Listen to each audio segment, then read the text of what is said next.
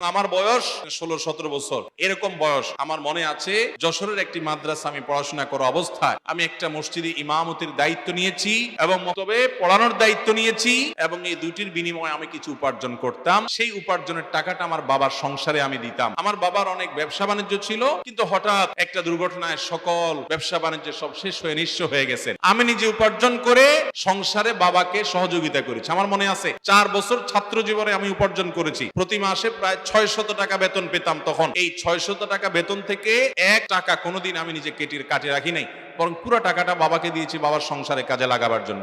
কিন্তু আল্লাহর ফজলে কখনো ওই টাকা থেকে ফুর্তি ফার্তা করার জন্য যেগুলো করা, কাটাকাটি টাকা রাখা, সেখান থেকে টাকা কেটে রাখা বা নিজে খরচ করে ফেলা, সেটা আমি করি নাই। তো আমি যদি আজ থেকে আরো বহু বছর আগে মাদ্রাসার ছাত্র হয়ে আমি যদি আমার উপার্জন করে 4 বছর বাবার সংসার চালাইতে বাবাকে সহযোগিতা করতে পারি, আপনারা যুবকরা চেষ্টা করলে পারবেন না ইনশাআল্লাহ? পরে আমি উপার্জন করেছি। প্রতি মাসে প্রায় 600 টাকা বেতন পেতাম। তখন এই 600 টাকা বেতন থেকে 1 টাকা কোনোদিন আমি নিজে কাটে রাখি নাই, বরং পুরো টাকাটা বাবাকে দিয়েছি বাবার সংসারে কাজে লাগাবার জন্য।